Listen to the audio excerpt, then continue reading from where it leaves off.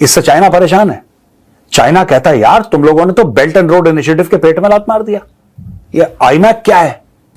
अगर आप ये चाहते हैं कि आपकी गाड़ी उतनी तेज चले तो रोड भी उतनी खूबसूरत होनी चाहिए और गाड़ी भी उतनी मजबूत होनी चाहिए जो लगातार उस स्पीड पे चल ले। लेकिन पाकिस्तान एक बात भूल गया कि बाप बड़ा ना भैया, सबसे बड़ा रुपया।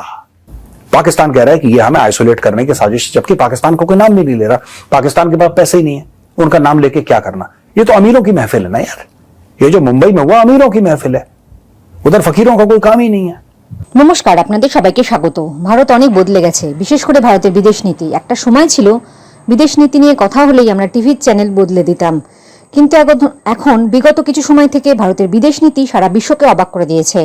এবার ভারতের বিদেশ নীতি বড় খেলা দেখালো, যা দেখে শত্রুত্ব ছাড়ুন বিশ্ব অবাক হয়ে গেছে। এই বিষয়ে ভারতীয় মেজর গৌরব আরিয়া কি বলেছেন শুনুন। दोस्तों, एक बहुत बड़ा फॉरेन विजिट और कई सारी डील्स आज हम बताएंगे। जियोपॉलिटिकली क्या चल रहा है, Bharat middle east gulf countries के बड़ा करीब आ रहा है और पाकिस्तान को यह बात पसंद नहीं आ रही।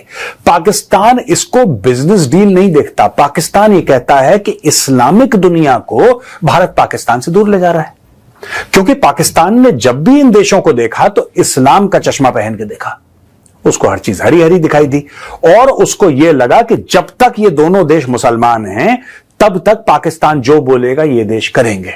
लेकिन पाकिस्तान एक बात भूल गया कि बाप बड़ा ना भैया, सबसे बड़ा रुपया। और मोदी जी को एक बात और पता है, उनको यह बात पता है कि कौन सी उंगली खींचनी है और चाइना का सर में दर्द कैसे होगा। तो दोस्तों, किस तरीके से पाकिस्तान को और चाइना को आइसोलेट करा, किस तरीके से डील्स हुई, इसके बारे में आज मैं आपको बताना चाहता हूं। खबर यह है दोस्तों कि दुबई के crown prince Sheikh Khalid bin Mohamed bin Zayed Al Nahyan ये भारत आए हैं और बिजनेस इवेंट उन्होंने मुंबई में अटेंड करा। इसके चलते दो बड़ी डील साइन हुई है। वो दो डील्स हैं क्या दोस्तों? देखिए, ऐसा होता है कि जब आप काम करते हैं ना, या दोनों देशों के बीच में डील्स होती हैं, तो आप कहते हैं रुकावटें कहां कहां आ सकती हैं। काम तो हमने बोल दिया कि ये काम होगा, आपने बोला हाँ साहब बिल्कुल होगा, हम दोनों मिलकर करेंगे, हाँ साहब हम दोनों मिलकर करेंगे। लेकिन रुकावटें भी तो होती हैं काम के बीच में। ये रुकावटें कैसे दूर की जाएं? ये देखिए साहब, दो चीजें साइन करी, India UAE virtual trade corridor और दूसरा मैत्री इंटरफेस। ये वर्चुअल ट्रेड कॉरिडोर क्या है दोस्तों? वर्चुअल ट्रेड कॉरिडोर के बारे में मैं आपको बता दूं कि आपको हम कई बार बता चुके ना, India middle east Europe economic corridor, India middle east Europe economic corridor iMac के बारे में हम आपको कई बार बता चुके हैं। इससे चाइना परेशान है। चाइना कहता है यार तुम लोगों ने तो बेल्ट एंड रोड इनिशिएटिव के पेट में लात मार दिया। ये आईमैक क्या है? अब इसमें होता क्या है दोस्तों कि ये जो वर्चुअल ट्रेड कॉरिडोर है, वीटीसी जो लॉन्च करी है, इसमें बोला है कि साहब वर्चुअल ट्रेड कॉरिडोर में हर चीज के बीच में, हमारे और मिडिल ईस्ट के बीच में लेटर से ट्रेड चल रही है, अरबों डॉलर की ट्रेड है, ठीक है, जबरदस्त ट्रेड है। उसके बीच में रुकावटें क्या क्या हैं? रेड टेप, लाल फीताशाही, आपके administrative bureaucratic barriers, reduction of logistics and transport cost, enhanced ease of doing business, इसके लिए भी बहुत जरूरी है, optimisation of efficiencies, technology leverage, regulatory compliance and streamlined operations and increase transparency. देखिए, हर एक देश का कानून अलग होता है, हर एक देश का कानून अलग होता है। आप इस देश भेजें, उस देश भेजें, भाई आपका कानून अलग है, हमें आपका कानून पता होना चाहिए, आपको हमारा कानून पता होना चाहिए। कई बार दोस्तों इन दोनों देशों के कानूनों के बीच में जो गड्ढा होता है ना, वहां पर माल चला जाता है, फिर माल निकल नहीं पाता। तो इसको स्ट्रीमलाइन करने के लिए वर्चुअल ट्रेड कॉरिडोर, ये रियल ट्रेड कॉरिडोर नहीं है, ये वर्चुअल ट्रेड कॉरिडोर है। रियल ट्रेड कॉरिडोर कौन सी है? India middle east Europe economic corridor, जिसको हम आईमैक कहते हैं। ये आईमैक के सपोर्ट में है। ये scalable, secure, unified and credible. Scalable यानी कि जो हम ट्रेड करेंगे मिडिल ईस्ट के साथ, क्या ये स्केलेबल है? 35 अरब नहीं, 35 नहीं, 80 अरब, 80 भी नहीं, 150, 200, 250, 300, 500 अरब डॉलर की ट्रेड, ये होना चाहिए। लेकिन उसके लिए अगर आप चाहते हैं आपकी गाड़ी उतनी तेज चले, अगर आप ये चाहते हैं कि आपकी गाड़ी उतनी तेज चले, तो रोड भी उतनी खूबसूरत होनी चाहिए और गाड़ी भी उतनी मजबूत होनी चाहिए जो लगातार उस स्पीड पे चल ले। तो यह करा है वहां के crown prince Sheikh Khalid bin Mohamed bin Zayed Al Nahyan ने और प्राइम मिनिस्टर नरेंद्र मोदी जी ने। इसके अलावा दोस्तों मैत्री लॉन्च करा है। मैत्री है क्या? मैत्री ये है master application for international trade and regulatory interface. ये मल्टीपल इंडियन ऑपरेशनल पोर्टल्स को, जो पोर्टल्स होते हैं ना, आपकी वेबसाइट हो गई, आपके मोबाइल फोन एप्लीकेशंस हो गए, कोई भी पोर्टल हो गया जिससे आप बिजनेस करते हैं, तो यूएई का पोर्टल है और इंडिया का पोर्टल है, ये तो अलग अलग है। इन दोनों को कॉमन प्लेटफॉर्म पे मैत्री लिया, यानी कि यूएई और इंडिया बेसिकली क्या करा है कि क्राउन प्रिंस आए, प्रधानमंत्री मोदी आए, दोनों ने मिलकर एक चीज बोली है कि रास्ता हमें ऐसा साफ कर देना है कि हमारे ट्रेड के बीच में फिर कोई रुकावट ना आए। हमारी ट्रेड के बीच में कोई भी नहीं कि साहब ये ब्यूरोक्रेसी हो गई, ये फाइल यहां से वहां हो गई, सब नहीं। स्केलेबल, क्रेडिबल आपने मॉडल बनाया जिसको स्केल ये कितने भी $100 अरब तक की ट्रेड जा सकती है। मेमोरेंडम ऑफ अंडरस्टैंडिंग भी साइन हुई है दोस्तों। ये पार्टीज है international resource holding, RSC limited and a consortium of Indian companies, oil India limited, खनिज विदेश इंडिया लिमिटेड, ओएनजीसी। ये सब तेल और खनिज पदार्थों वाली कंपनियां हैं। ये ओएनजीसी को आप जानते हैं, आप ऑयल इंडिया को जानते हैं, खनिज विदेश इंडिया को जानते हैं। ये सारी की सारी मिनरल रिसोर्सेज, ऑयल वाली कंपनियां। इनके साथ global collaboration and critical mineral supply chain. देखिए बात यह है कि भारत की इकोनॉमी बढ़ रही है और आप किसी चीज के बारे में बात करें, आप क्लाइमेट चेंज के बारे में बात करें, क्लाइमेट क्राइसिस के बारे में बात करें, fossil fuels are a reality. यार सच बोलना चाहिए। देखो आपको 10 कड़वी लगे बातें, ये सारे के सारे चौंचले तो नहीं है कर, ये सही बातें हैं, लेकिन फिर भी आज की तारीख में ना यूरोप ये बड़े केयरफुल हैं, फॉसिल फ्यूल के बारे में बड़ी बातें करते हैं। अमेरिका बड़ी बातें, ये डेवलप्ड कंट्रीज हैं यार, ये डेवलप हो चुकी हैं, इनका एक स्टैंडर्ड लिविंग है, लेकिन ये लोग वहां तक पहुंचे कैसे? वही कोयला, वही तेल, वही डीजल इस्तेमाल करके। आज की तारीख में दूसरा ये सब चीजें यूज कर रहा है, इनको मौत आ रही है। तो ऐसा तो नहीं हो सकता। तो इंडिया को जो अपनी सप्लाई चेन है, भारत में तेल जो है तो दोस्तों भारत में, लेकिन बहुत कम है, नामात्र के बराबर। वो भारत की जरूरतें पूरी नहीं कर सकता, भारत को तेल इंपोर्ट करना है। और तेल के हमारे पास होने चाहिए दोस्तों स्ट्रेटेजिक रिजर्व्स। ये स्ट्रेटेजिक रिजर्व्स क्या है? ये स्ट्रेटेजिक रिजर्व्स ये हैं कि कल अगर युद्ध हो जाता है, कल ऐसी कोई प्राकृतिक आपदा आती है, कल कोई ऐसी मुसीबत आती है कि हम लोग वहां से तेल नहीं ला सकते। जो ऑयल प्रोड्यूसिंग कंट्रीज है, मिडिल ईस्ट ले लो, सऊदी ले लो, कोई भी ले लो, जहां से हम लोग तेल, इराक से लेते हैं हम लोग बहुत तेल, वहां से नहीं आ सकता। आपके पास तेल होना चाहिए, इतना होना चाहिए कि कई हफ्ते कई महीने तक आप बिना इंपोर्ट करे उसको इस्तेमाल करके आपकी इकोनॉमी चल जाए।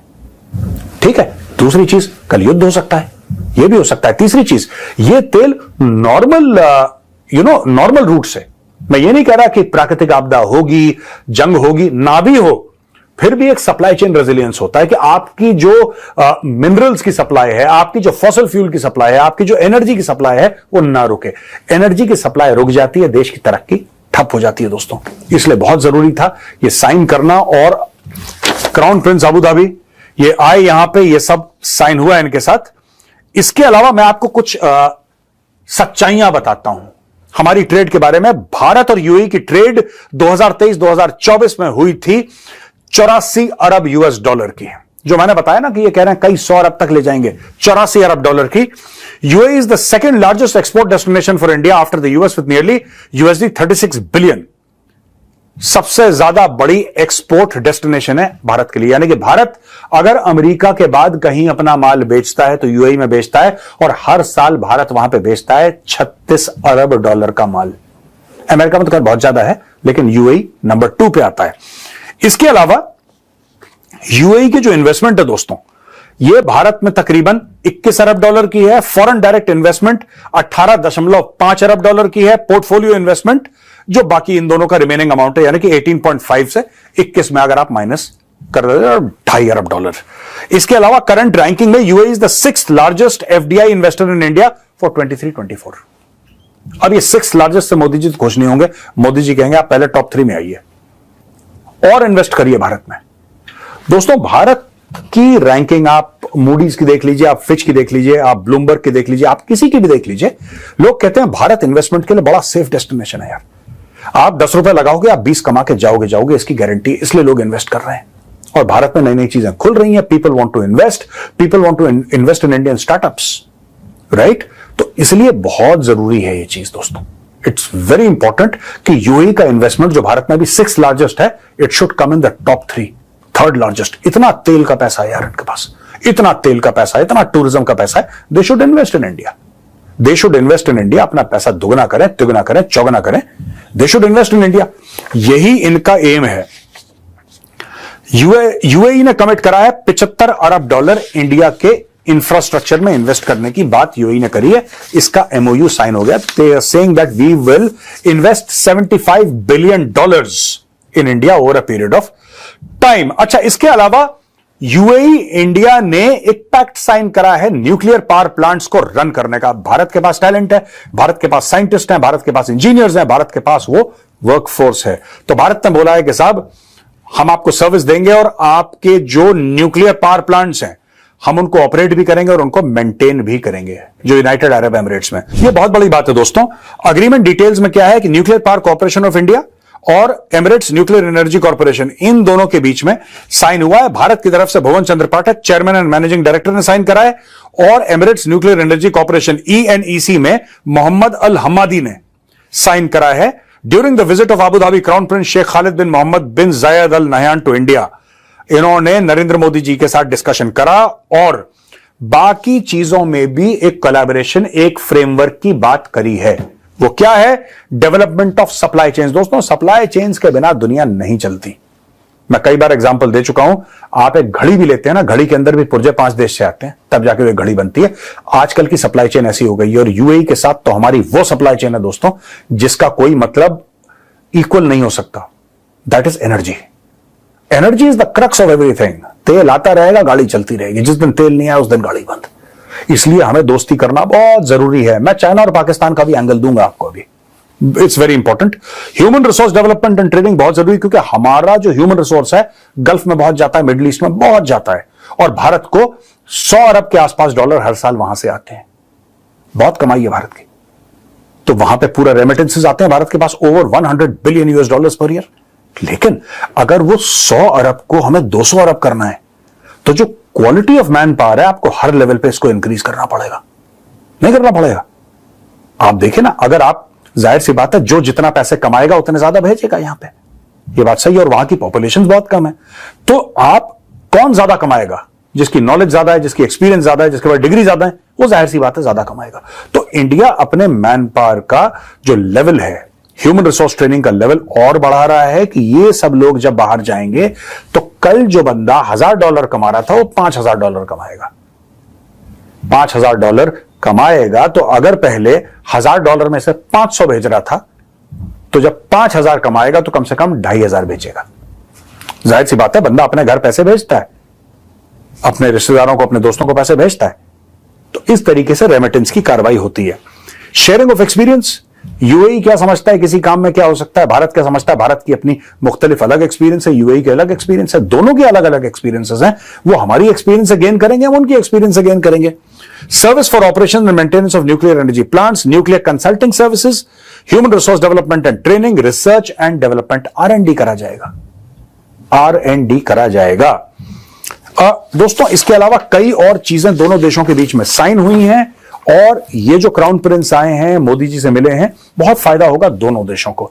ये जो वर्चुअल ट्रेड कॉरिडोर है ना, this is a game changer. मैत्री वर्चुअल कॉरिडोर, यानी कि आप ट्रेड चल रहा है दोनों देशों के बीच में, अरबों दर अरबों डॉलर का ट्रेड चल रहा है। वो हमें माल बेच रहे हैं, हम उनको माल बेच रहे हैं। ऐसे ही होता है ना ट्रेड में, एक दूसरे को माल बेचते हैं, इंपोर्ट होता है, एक्सपोर्ट होता है। लेकिन वो जो कार्रवाई है इंपोर्ट और एक्सपोर्ट की, उसको स्मूथ बनाने के लिए एक समिट करा गया है कि भाई इस सड़क को हम इतना स्मूथ बना देंगे कि जो गाड़ी 2 घंटे में पहुंचती थी वो आधे घंटे में पहुंचेगी। That is the entire idea of both मैत्री एंड वर्चुअल ट्रेड कॉरिडोर। और ये कॉम्प्लीमेंट किसको करेगा? ये कॉम्प्लीमेंट करेगा IMEC को, India middle east Europe economic corridor को, जिससे यहां से और यूएई वाला स्ट्रेच जो है ना, भारत और मुंबई से यूएई तक का, that is a very crucial और वेरी क्रिटिकल स्टेप। अब पाकिस्तान को क्या मिर्ची लगी है? पाकिस्तान की ये मिर्ची है कि यार भारत जो है कभी सऊदी अरब में मंदिर की बात कर रहा है, कभी यूएई में तो बना ही दिया उसने, यूएई में तो बना ही दिया। और भारत की जो डिप्लोमेसी चल रही है सारे मुस्लिम देशों के साथ बेहतरीन चल रही है। पाकिस्तान कह रहा है कि ये हमें आइसोलेट करने की साजिश, जबकि पाकिस्तान को कोई नाम नहीं ले रहा। पाकिस्तान के पास पैसे ही नहीं है, उनका नाम लेके क्या करना। ये तो अमीरों की महफिल है ना यार। ये जो मुंबई में हुआ अमीरों की महफिल है, उधर फकीरों का कोई काम ही नहीं है। अब पाकिस्तान हर जगह अपना चुनचुना बजा के पहुंच जाता है कि हमारे बारे में बात हो रही है। तुम्हारे बारे में कोई बात नहीं हो रही भाई। 2 रुपए है नहीं तुम्हारे पास, तुम्हारे पास बात करने का, तुम मांगी लोगे हमसे पैसा। तो तुम्हारे बारे में डर के मारे किसी ने बात नहीं करी। तुमसे भारत भी डर गया, तुमसे यूएई भी डर गया। खुश हो जाओ, सब डरते हैं तुमसे, ठीक है ना, क्योंकि तुम किसकी जेब में हाथ डालोगे, किसके सामने हाथ फैलाओगे, नोबडी नोज। दूसरी तरफ चाइना, चाइना चाहता है उसका वर्चस्व बना रहे और भारत धीरे धीरे धीरे डिप्लोमेसी के तहत लोगों के साथ अपनी इस तरीके से पॉलिसीज बना रहा है, खास तौर से इन देशों के साथ जो मिडिल ईस्ट में है, गल्फ कंट्रीज हैं। इतनी स्ट्रांग एक पार्टनरशिप अपनी बना रहा है भारत कि चाइना का इन्फ्लुएंस धीरे धीरे धीरे वहां से घट रहा है। चाइनीज इतने नहीं जाते काम करने के लिए वहां पे, चाइनीज नहीं जाते वहां पे, इंडियंस बहुत हैं यार, बहुत हैं, और इंडियंस का वहां पे रसूख बहुत ज्यादा है, इसलिए चाइना को भी ये डर लग रहा है। तो दोस्तों, मैंने सोचा कि इतनी बड़ी विजिट हुई है, मोदी जी और क्राउन प्रिंस अबू धाबी के बीच में मीटिंग हुई है, पूरे यूएई को रिप्रेजेंट करते हैं crown Prince Abu Dhabi, he is come representing entire UAE. तो मैंने बोला कि आपको बता दूं कि क्या क्या फायदा भारत को हुआ है, बहुत जरूरी है जानना। जय हिंद, जय जवान, जय किसान।